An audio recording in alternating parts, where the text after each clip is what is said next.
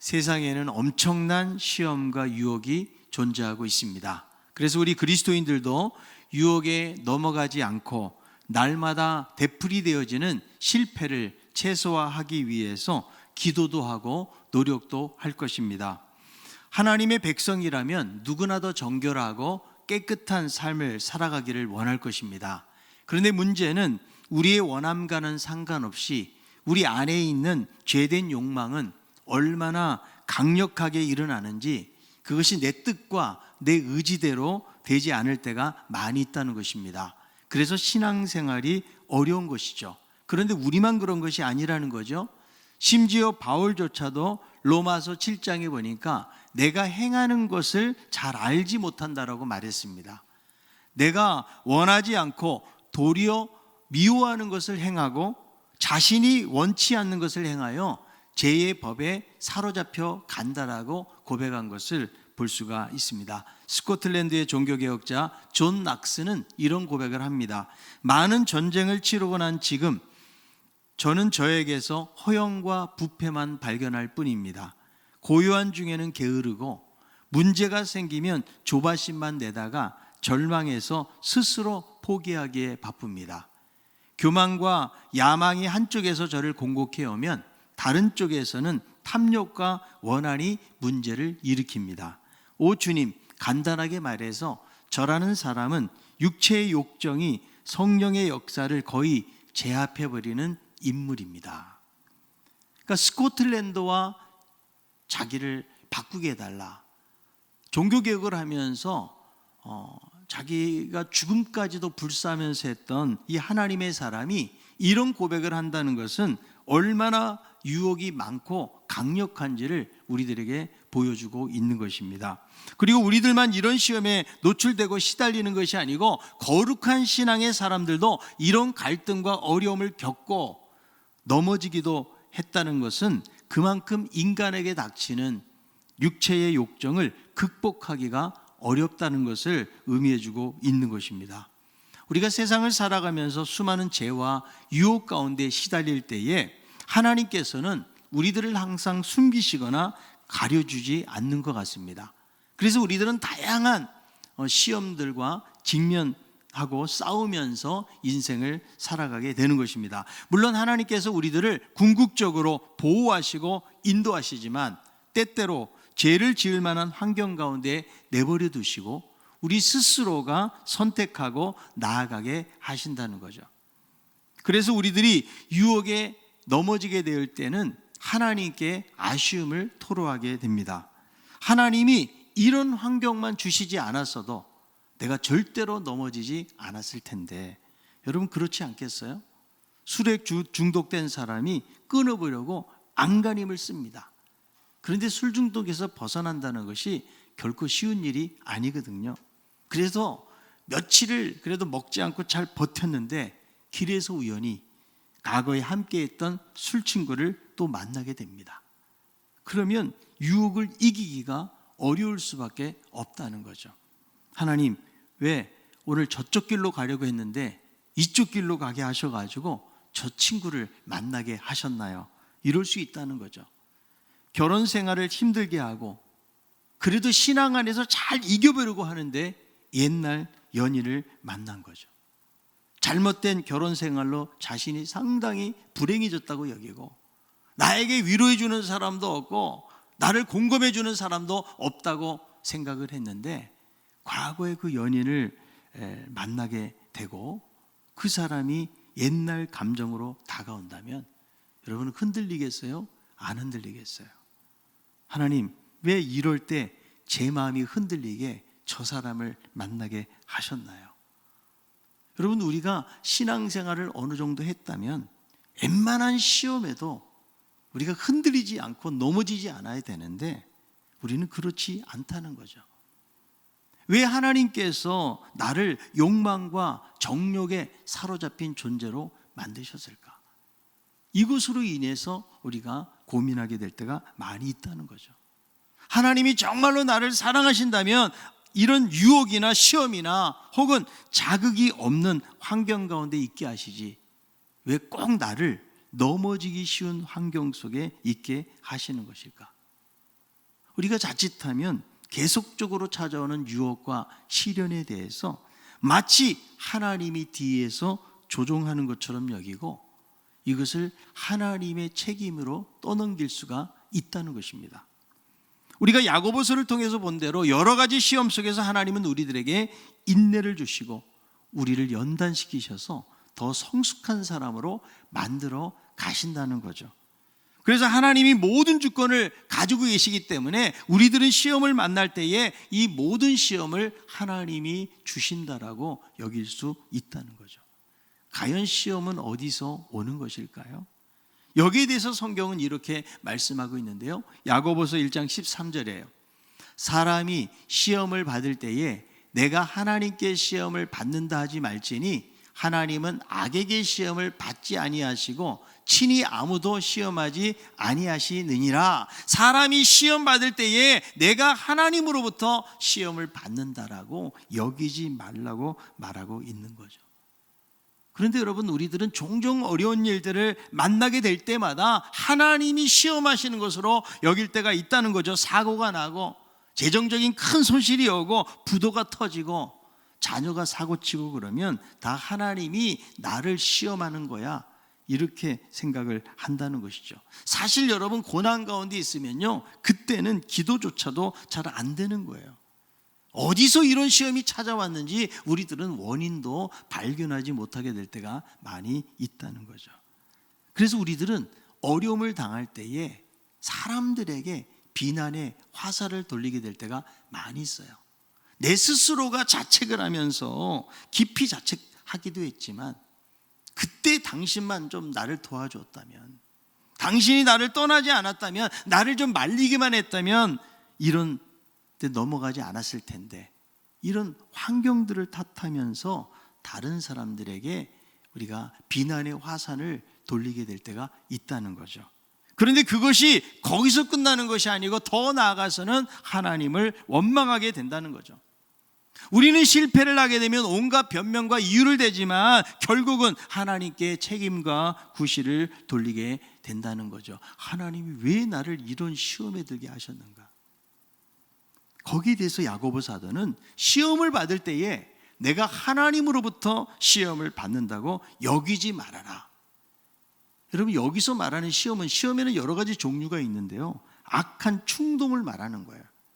그러니까 하나님께서는 우리들에게 악한 충동을 일으켜가지고 걸려 넘어지게 하는 방식으로 하시지 않는다는 거죠. 물론 하나님도 여러분 성경에 보면 다양한 시험을 하시는 것을 알 수가 있는데요, 창세기 22장 1절이에요. 그 이후에 하나님이 아브라함을 시험하시려고 그를 부르시되 아브라함아 하시니 그가 이르되 내가 여기 있나이다. 하나님이 아브라함을 무엇하시려고? 시험하시기 위해서 그를 부르셨어요. 그래서 뭐라고 말씀하시나요? 100세 때 얻은 아들 이삭을 번제로 바치라, 이런 명령을 하나님께서 내리시는데요, 하나님도 시험을 하신다는 거죠. 그런데 하나님의 시험에는 선한 목적이 있다는 거예요.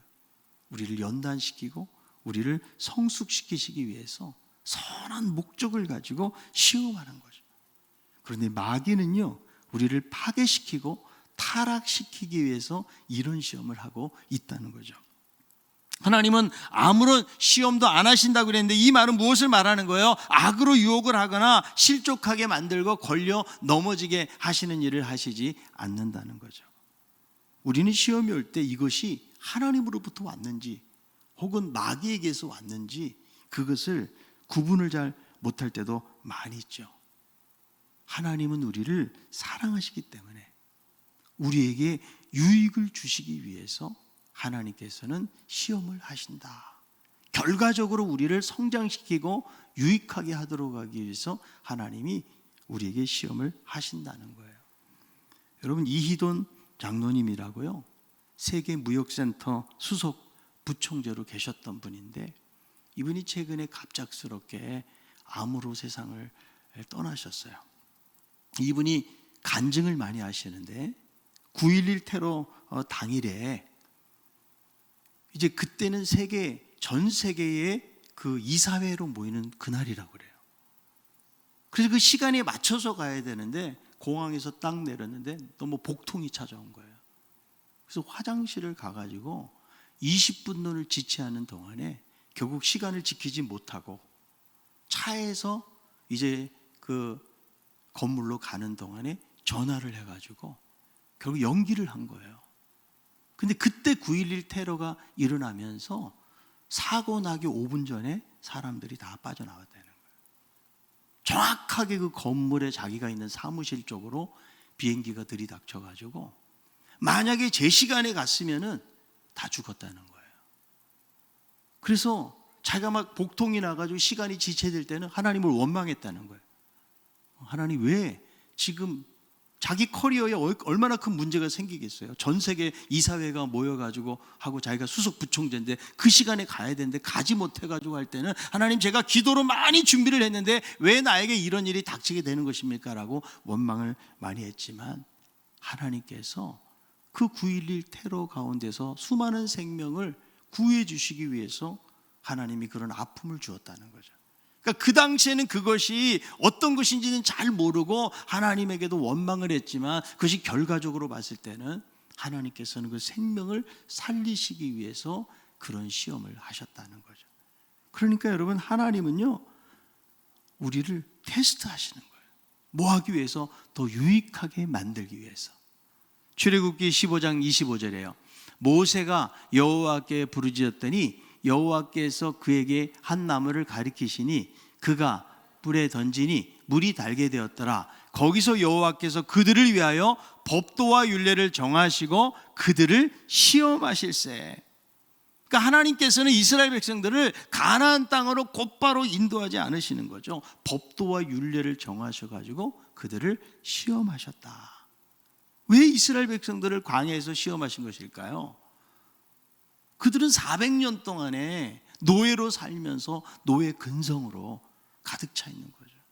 그리고 죄로 얼룩진 그들의 삶을 다시 한번 정화시키고 하나님의 거룩한 백성으로 세우기 위해서 그런 광야길들을 하나님께서 허락하셨다라는 거죠.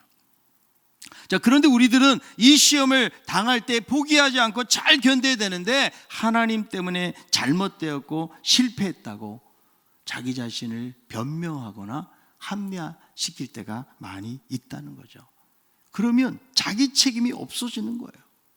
나의 욕망이 너무나 강했기 때문이에요. 어쩔 수가 없어. 사단이 얼마나 교묘하게 그렇게 다가오는데 연약한 내가 어떻게 이길 수 있을까? 하나님이 나를 왜 그렇게 만드셔가지고 나를 이런 유혹 속에서 벗어나지 못하게 하셨을까? 이런 생각을 할 수가 있다는 거죠. 여러분 에덴 동산에서 뱀이 나타나서 유혹을 합니다. 그 선악을 알게 하는 나무 열매를 강제로 억지로 먹인 것이 아니거든요. 살살 깨운 거예요. 하나님이 정말 이 동산에 있는 모든 나무의 실과를 먹지 말라고 하더냐 하면서 호기심을 자극해서 넘어가게 유혹을 한 거죠. 분명히 하나님은 말씀하셨어요. 모든 나무의 실과는 먹을 수 있지만 이 선악을 알게 하는 나무의 열매는 먹지 말아라. 먹는 날에는 반드시 죽는다. 선악과 먹은 거 하나님의 책임이 아니라는 거죠. 하나님은 아담과 하와에게 최상의 환경을 주신 거예요. 그럼에도 불구하고 자신들은 피조물인데 하나님처럼 되고자 했기 때문에 죄를 범하고 그들은 하나님을 떠나게 된 것이죠. 자, 그런데 여러분 말씀을 보면 창세기 3장 12절이에요. 한번 읽어봅니다. 아담이 이르되 하나님이 주셔서 나와 함께 있게 하신 여자 그가 그 나무 열매를 내게 주므로 내가 먹었나이다. 자기 책임에 대해서 말하는 것이 아니고 뭐라고 하는 거예요? 하나님이 나에게 주신 그 여자 때문에 은근히 지금 하나님께 지금 책임을 돌리고 있는 거죠. 창세기 3장 13절이에요. 여호와 하나님이 여자에게 이르되 내가 어찌하여 이렇게 하였느냐? 여자가 이르되 뱀이 나를 깨므로 내가 먹었나이다. 지금 자기 책임을 인정하지 아니하고 하와도 뱀 때문에 먹었다라고 하면서 누군가를 지금 탓하고 있다라는 거죠. 여러분 우리들도 그런 질문을 하게 될 때가 있잖아요. 이 에덴 동산에 선악을 알게 하는 나무 열매를 하나님이 아예 안 만들어 놨으면 범죄할 일이 없을 텐데 왜 하나님이 그것을 만들어 놓아 가지고 아담과 하와로 하여금 범죄하게 하셨나? 이 선악과는요, 창조주이신 하나님께서 피조물인 인간에게 침범하지 못할 영역을 구분해 놓으신 거죠. 다른 거는 다 허용이 되지만 이것 하나만큼은 그 조물주와 창조주 하나님과 그 경계가 있는 거죠. 이건 하나님이 하실 일이지 인간이 할 일이 아니다. 그런 거룩한 영역을 남겨놓은 것인데 이것을 침범하게 된 것이죠. 하나님이 먹게 하신 것이 아니에요.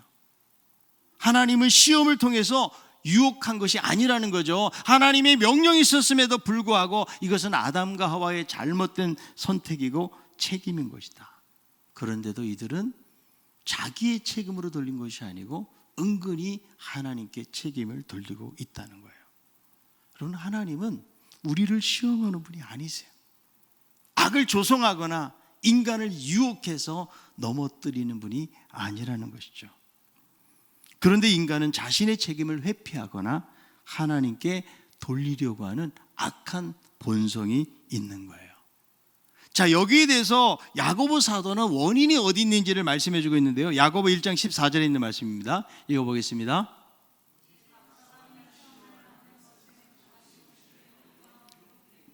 자, 이 유혹의 근원은 인간이 가지고 있는 무엇이라는 거예요? 자기 욕심이라는 거예요. 자기 욕심에 끌린다. 이 끌린다는 말은요, 낚시를 할 때에 미끼에 걸려가지고 끌려 나오는 것을 의미하는 말인 거죠. 자, 낚시할 때 낚시꾼이 미끼를 놓거든요. 그러면 물고기들이 다른 먹잇감들도 있지만 먹이를 잡으려면 수고를 해야 되잖아요. 그런데 이미 준비되어져 있는 먹잇감, 이것을 덥석 물었다가 끌려 나오게 된다. 그래서 이 시험이라는 것은 외부에서 오는 어떤 것이 아니고 자기 안에 있는 욕심 때문이라고 말해주고 있다는 거죠. 여러분, 사람들이요, 왜 사기를 당할까요? 사람 안에 있는 욕심을 자극하는 거죠. 더 많은 것을 얻게 된다. 아주 그럴듯한데 말려 들어가는 고수익이고 아주 고배당이다. 거기에 그 욕심에 이끌려 가지고 여러분 넘어가는 거죠. 건강에 좋다는 약 파는 분들 보세요. 어르신들이 수십만 원짜리 수백만 원짜리를 막 사댑니다. 왜 그래요? 어르신들 모셔다가 재미와 흥미거리를 제공해 주고 놀거리 주고 먹을 것도 주고 선물도 주고 말이죠. 그리고 자식들은 이야기도 안 하는데 그 사람들이 항상 대화도 해주고 위로해 주고 그러니까 몇십만 원 몇백만 원짜리를 어르신들이 사는 거죠. 그러니까 여러분, 잘해주는 게 뭐예요? 미끼예요. 이 세상에는 여러분 공짜가 없어요. 공짜를 조심하시길 바랍니다. 무조건 받아가세요. 이런 거 절대로 함부로 믿으면 안 되는 거예요. 뱀이나 여우나 사자나 호랑이들은요, 절대로 죽은 동물을 먹지 않아요. 여러분, 짐승 그 동물을 먹이 사냥하는데 얼마나 많은 에너지가 소비됩니까? 그런데 죽어있는 동물의 사체를 먹었다가 더 큰 어려움을 당하니까 공짜로 취하지 않는다는 거예요. 이런 면에서는 여러분, 동물의 세계가 얼마나 정직한지 몰라요. 여러분, 사단이 우리들을 유혹해도 우리가 넘어가지 않으면 돼요. 그런데 문제는 우리 안에 있는 욕심이 고개를 드는 거죠. 사단은 우리 안에 있는 무엇을, 그 욕구를 자극을 하는 거예요. 그 사람이 약점이 무엇인지 아는 것이죠. 아담과 하와에게 선악을 알게 하는 열매를 먹으면 눈이 밝아져 가지고 하나님처럼 된다, 이렇게 말하는 거죠. 사단은 사람의 욕망을 자극을 하는 거예요. 성경에 삼손 보세요. 아주 극대화된 남성성 아니에요? 그 삼손만큼 힘 있는 사람이 어디 있어요? 그런데 여자에게 약한 거예요. 계속 자극을 하니까 결국 이 드릴라에게 넘어가게 되어지고, 다윗이 신앙의 사람이죠. 늘 하나님께 물으면서 그는 하나님과 동행하는 삶을 살았지만, 그런데 밧세바라는 여인 앞에 무너지게 되는 거예요. 전쟁터에도 나가지 않고 저녁에 낮잠을 자고 한가라이 다니다가 결국 딱 유혹에 넘어가게 되었다는 거예요.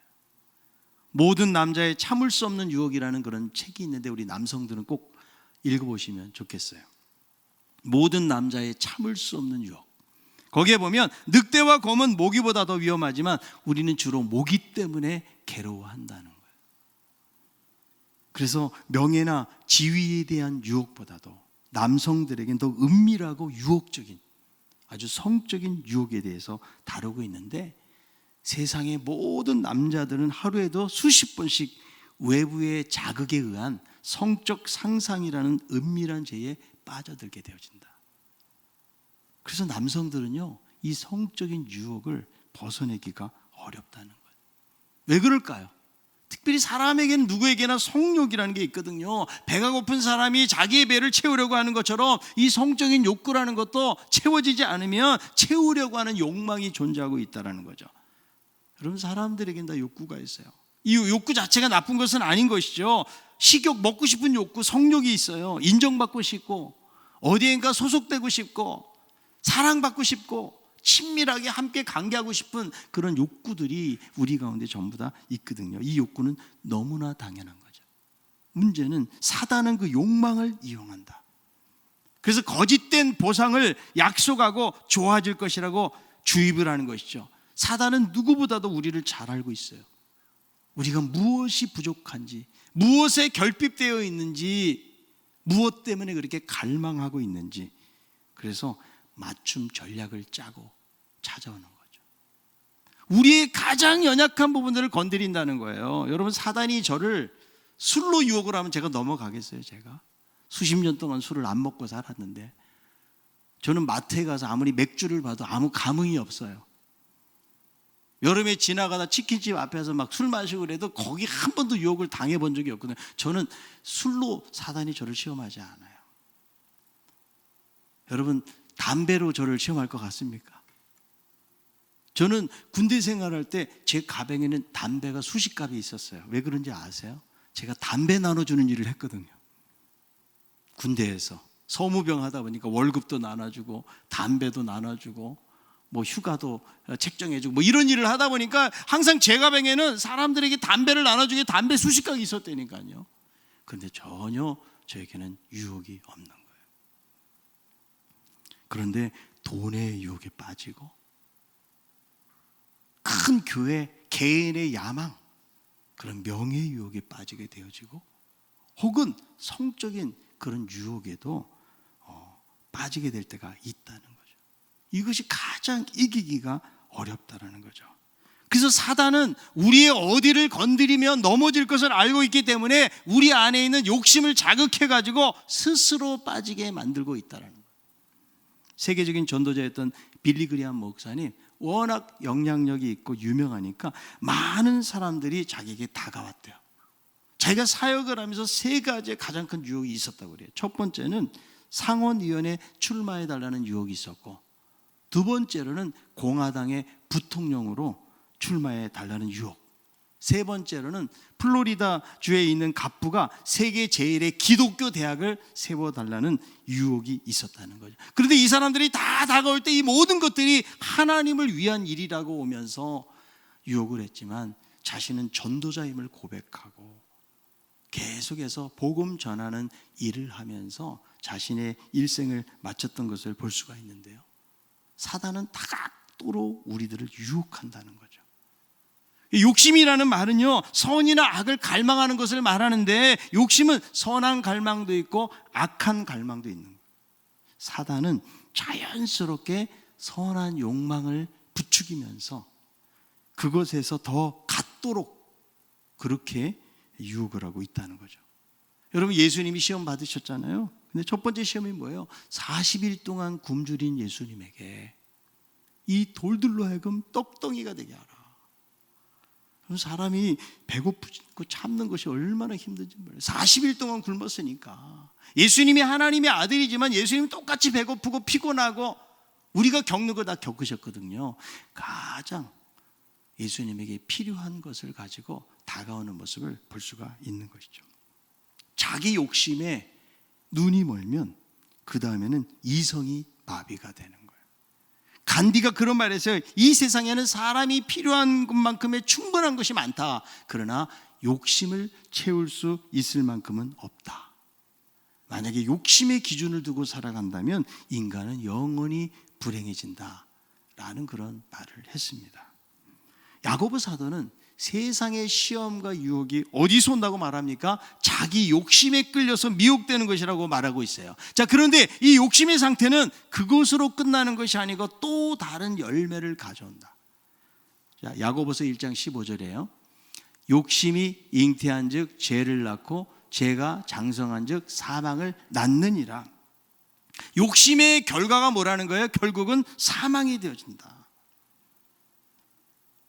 그래서 유혹에 굴복을 하면 어떤 결과를 찾아오게 될지 알게 되어지는데 모든 것들이 욕심 안에서 생겨나서 이것이 죄가 되고 죄는 결국 사망의 자리로 가게 만든다는 거예요.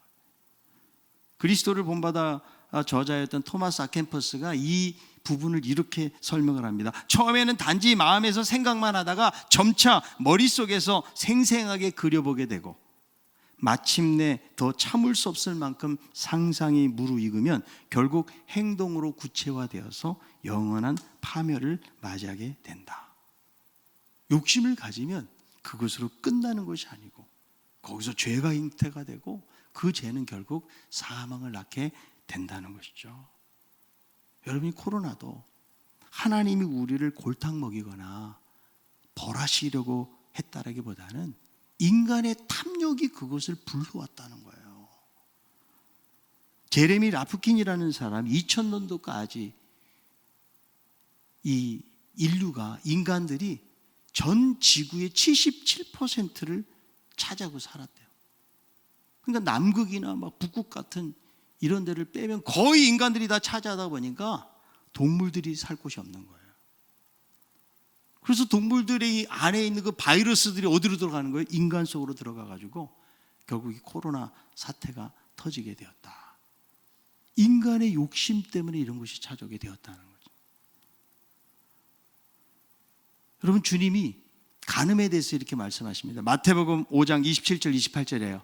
또 간음하지 말라 하였다는 것을 너희가 들었으나 나는 너에게 이르노니 음욕을 품고 여자를 보는 자마다 마음에 이미 간음하였느니라. 그러니까 예수님께서는 무엇을 말씀하는 거예요? 행동으로는 나타나지 않았다고 할지라도 이미 마음속에 있는 상태를 가지고 예수님께서 말씀하시는 거죠. 마음에 품는 거. 그런데 여러분, 구약에 보면 십계명에서는요 남의 아내를 취하지 말라고 그랬거든요. 탐욕 부리지 말아라. 그런데 신약에서는 모든 여자가 여기에 포함이 되는 거죠. 그러니까 죄라는 것은 어떤 행동이 아니라는 거예요. 우리 마음의 상태, 마음에서 이것이 작동이 되어진다는 거죠. 그래서 우리의 마음을 잘 다뤄야 돼요. 마음이 잘못되면 그러면 행동도 그렇게 나올 수밖에 없다는 거예요. 잠언 4장 23절 이렇게 말씀합니다. 모든 지킬 만한 것 중에 더욱 내 마음을 지키라. 생명의 근원이 이에서 남이니라. 더욱 내 마음을 지키지 않으면 우리들은 이 유혹 가운데서 벗어나기가 어렵다는 거죠.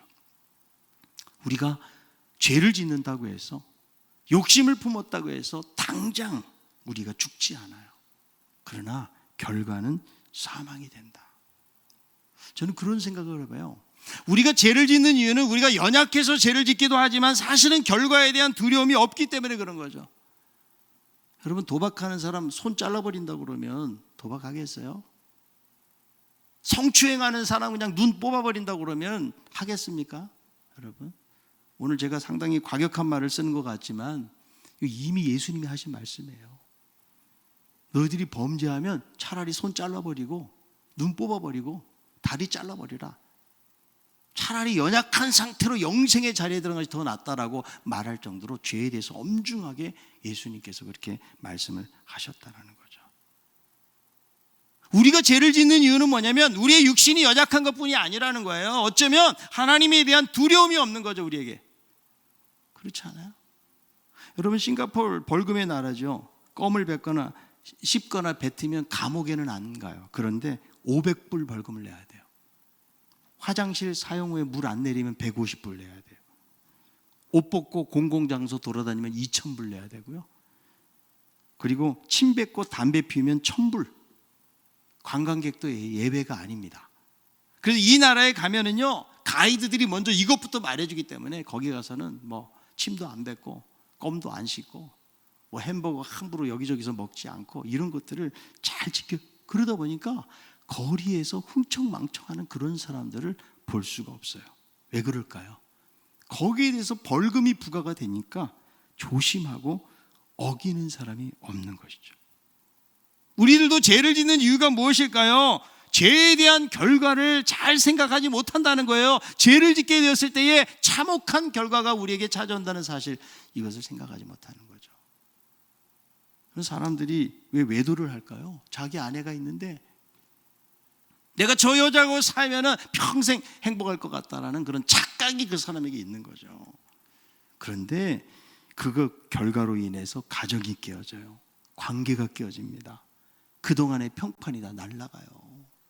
여러분, 교회에서 신앙생활 제대로 할 수가 있겠습니까? 신앙으로도 멀어지고 온 가족이 고통을 당하게 됩니다. 그래서 유혹을 이기는 가장 중요한 방법 중에 하나는 무엇인가 하면 그로 인해서 벌어질 참혹한 결과를 생각을 해야 된다는 거죠. 어리석으면 그 생각을 못하는 거예요. 당장에 이것이 달달하고 당장에 나에게 유익이 되는 것 같고 당장에 나에게 쾌락을 주는 것 같아가지고 그것을 붙잡지만 그 결과가 어떻게 될 것인지를 생각하면요, 그 일을 이겨낼 수가 있다는 거죠. 오늘 목사님이 이 부분을 설교하면서 생선이 유혹의 미끼를 물면 낚싯바늘이 그 속에 있고 그 뒤에 횟집에 회칼이 기다리고 있다. 유혹이 찾아올 때 회칼을 기억하라. 분명히 죽는다는 거죠. 여러분, 금지된 거, 하지 말아야 될 것은 생각조차 하면 안 된다는 거죠. 우리의 욕망 안에서 욕심으로 이것을 가지고 있으면 잉태가 되는 거예요. 아예 여러분, 가지 말아야 될 것은 아예 안 가는 게 좋고요, 유혹이 될 만한 것은 없애버리는 것이 좋은 거죠. 룸사롱에 가가지고 주여 내 눈을 가리어 주옵소서, 이 눈 가려지는 게 아니고요. 술집에 가가지고 주여 이 잔이 내게서 지나가게 하옵소서, 지나갈 수가 없는 거죠. 여러분, 내가 믿음이 조금 있다고 장담하면 안 돼요. 우리는 언제 넘어질지 모르고요, 그 자리에 가게 되면 눈이 어두워지고 우리의 이성이 마비가 되고 우리 안에 있는 이 본성, 이 본능이라는 것이 얼마나 큰 건지 몰라요. 그 욕구가 우리의 생각을 뛰어넘을 수가 있기 때문에 매사에 우리가 깨어있고 조심하지 않으면 이런 시험들을 이겨낼 수가 없다는 것입니다. 욕심과 미혹의 결과는 바로 사망을 낳는다는 사실을 우리 모두가 기억할 수 있기를 바랍니다. 그래서 야고보 사도가 뭐라고 말합니까? 내 사랑하는 형제들아, 속지 말라고 이야기해요. 각양 좋은 은사와 선물은 어디서 온다? 하나님께로부터 온다. 야고보서 1장 16절 17절이에요. 내 사랑하는 형제들아, 속지 말라. 온갖 좋은 은사와 온전한 선물이 다 위로부터 빛들의 아버지께로부터 내려오나니 그는 변함도 없으시고 회전하는 그림자도 없으시니라. 욕심을 통한 쾌락은 잠깐이지만 그러나 하나님 주신 선물은 영원하고 좋은 것들이다. 여러분, 세상에서 얻어지는 것들은 일시적인 거죠. 우리가 베드로전서를 통해서 이미 보았지만 세상의 세 가지 특징이 뭐예요? 썩고 더럽고 쇠하는 것이에요. 그러나 하나님은 우리에게 영원을 약속하세요. 참된 기쁨을 주시고 참된 평안을 주시는 거죠. 그분은 변함없이 우리를 사랑하시는 분이세요. 예수 그리스도 자기의 아들을 우리를 위해서 아낌없이 내어주시니가 어찌 그 아들과 함께 우리에게 나머지 모든 것 좋은 것 주시지 않겠느냐. 하나님은 우리에게 좋은 것을 주시기를 원하시는 하나님. 그러므로 우리들은 욕심을 따라 살지 말고 진리를 따라 살아야 돼요. 18절에 보니까 하나님은 진리의 말씀으로 우리를 낳으셨다. 세상의 시험과 유혹을 이기는 길이 무엇입니까? 바로 하나님의 말씀, 그 진리를 내 마음에 두는 거예요. 여러분, 예수님이 시험을 이기실 때 그 방법이 뭡니까? 기록한 대로 하나님의 말씀이에요.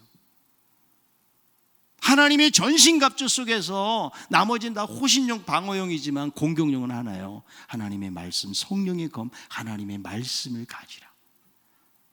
여러분, 말씀이 없이는 우리는 결코 사단의 시험을 이겨낼 수가 없는 것입니다. 시편 119편 9절부터 11절까지 읽어봅니다. 청년이 무엇으로 그 행실을 깨끗하게 하리이까? 주의 말씀만 지킬 따름이니이다. 내가 전심으로 주를 찾았사오니 주의 계명에서 떠나지 말게 하소서. 내가 주께 범죄하지 아니하려 하여 주의 말씀을 내 마음에 두었나이다. 우리 안에 무엇이 채워져 있느냐가 그 사람의 삶의 방향을 결정하는 거예요.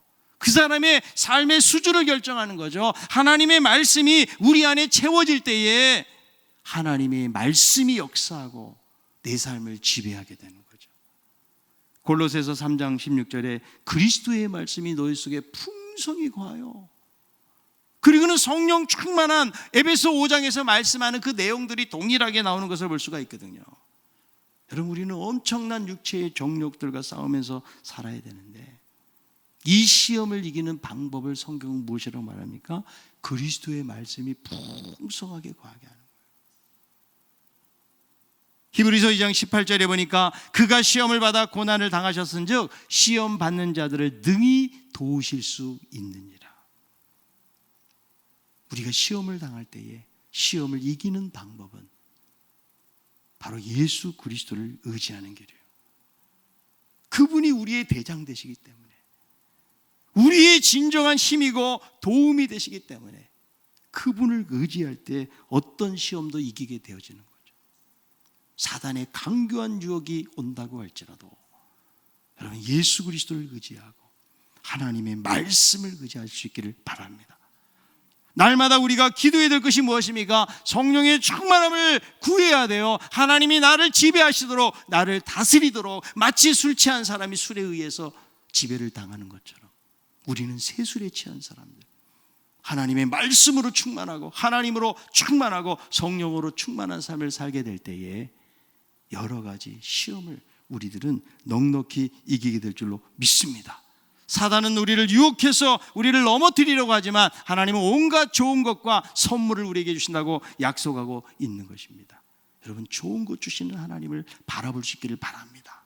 일시적으로 나에게 쾌락을 주는 어떤 것들에 우리의 마음이 넘어지지 말고 영원으로 우리를 인도하시는 그 하나님을 의지하면서 날마다 내 안에 하나님의 말씀으로 채워야 돼요. 성령으로 채우고 하나님의 은혜로 채울 때에 아무리 사단이 우리가 살아가는 이 세상 얼마나 힘들어요. 수많은 시험과 유혹 속에서 넘어지고 우리들도 그런 것들을 계속 반복하면서 경험하고 살아가고 있지만 우리의 진정한 시험의 승리자가 되시는 분은 예수 그리스도밖에 없다. 그분을 의지하고 말씀을 의지하고 믿음 안에서 승리하는 삶을 살아갈 수 있는 우리 모든 성도들이 다 될 수 있기를 바랍니다.